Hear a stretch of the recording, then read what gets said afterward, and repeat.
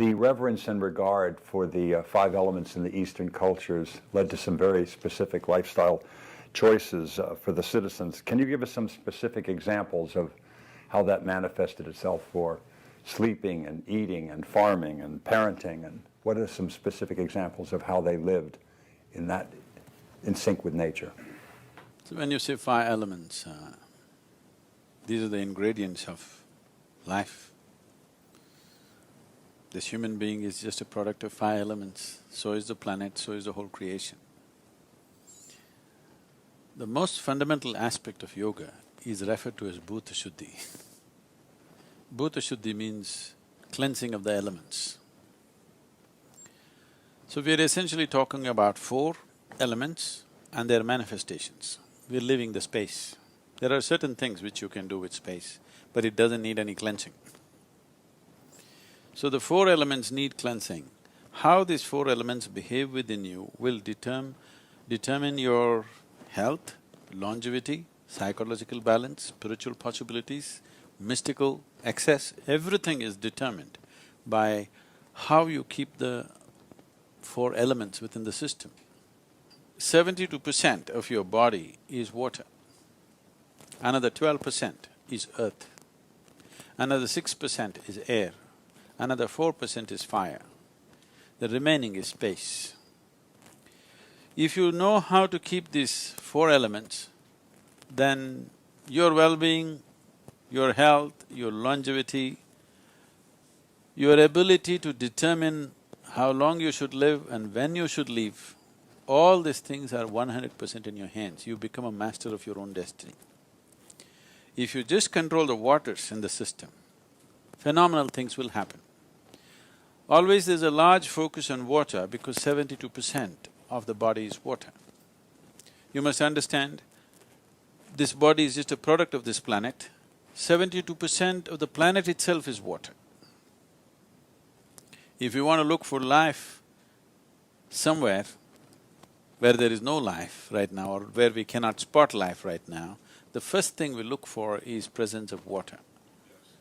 And it is the only miraculous element found on this planet which is naturally available in all the three states of being solid, liquid and gaseous at the same time. So, when I say water, it's interesting that today in the last probably 6 to 8 years, much research has gone into water as to what water is capable of. Today modern science has recognized that water has memory. If you give it a certain thought, this cup of water, it will remember. If you give it a positive thought or a negative thought, a positive emotion, negative emotion, it actually remembers. We've always been aware of this. So, in the East, even today, even in cities if you come to homes, except those who've been Western educated, in all their homes, water is treated in a certain way. We never drink water which straight comes out of a pipe or a fountain. We always hold it in a brass vessel or a copper vessel, and we worship the water overnight and leave it there at least for 8 hours, then only we consume. Today modern scientists are saying this, if water is pumped through the pipe, if it takes 50 turns, bends, let's say it's pure nice water, 50 bends if it is forcefully pumped through the pipe, 60% of it turns in a molecular way unpalatable to the human body. It becomes poisonous in some way. The chemical structure will not change, but the molecular structure will change. If you keep it there for about 20 to 40 minutes, it will undo itself. But straight from the pump if you drink, you are causing immense damage to the system. This is modern science. We have always known this, if you bring water, you must place it in one place, they will apply certain so-called sacred paste and other things on the vessel, they will worship it, give the best thoughts to it, leave it there for some time and then only drink. Some British company has come up with this is called as a water imploder. We are trying to bring it to our farmers in India. This implodes water in a certain way and changes the molecular structure, then after that if you feel the water, it feels silky. You might have felt this. See, you feel the water in the stream, how it feels. and then let's say it falls down a waterfall, not everywhere, in some places, it falls down from a waterfall at a certain height with a certain force. After that, the same stream, you touch the water, it'll feel silky because water is imploding itself by falling with a certain force upon a rock or something. So this is done in a machine, and we find the growth rate of the plants will go up considerably. Almost 22% excess growth has been noticed with the same amount of water.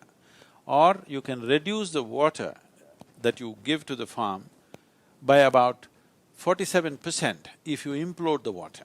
The water that the plant needs will come down dramatically simply because the molecular structure of the water has changed. We live in a tropical country where it's hot and we sweat. Nobody, you will never see any Indian carrying a water bottle and walking around. Here, You can't go to the market without carrying a water without bottle. water here in bottle, LA. they'll fall down. Have a drink before you leave the house, folks. So the way you treat the water is very, very important. Just constantly drinking water has many, wrong things happening in the system.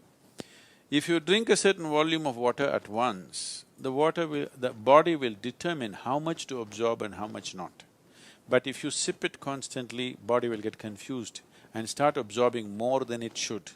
So this will bring down the concentration of sodium in the blood level, and a certain level of brain swelling will happen. But you will not feel headache. If you do not drink water, the sodium content increases and then there is a swelling where you will feel headache. So you think just because you have a headache, you think you must sip water. If you sip water all the time, it has various other kinds of imbalances. Excess water consumption, not just by ingestion, excess water absorption in the body will lead to various kinds of psychological imbalances. In yogic system, always there is a taboo on drinking water in between. If you drink water now, till you feel thirsty, you should not drink water. When you feel thirsty, you must wait for 15 to 20 minutes and then drink water. How much should you drink? Just to quench your thirst, another 10% more, just in case you are not feeling things out, 10% more than what you need and nothing more. Constantly drinking water in a country which is not even warm and sweaty. So, like this, our understanding of life is all becoming accumulated knowledge, not feeling life out, not knowing life from within. Life happens from within, all experience happens from within, but we want to cull the knowledge from outside.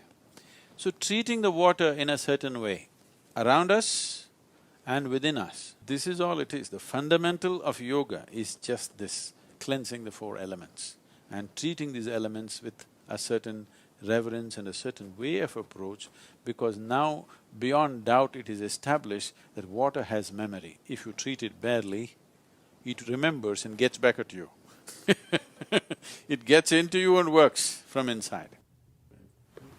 Thank you so much.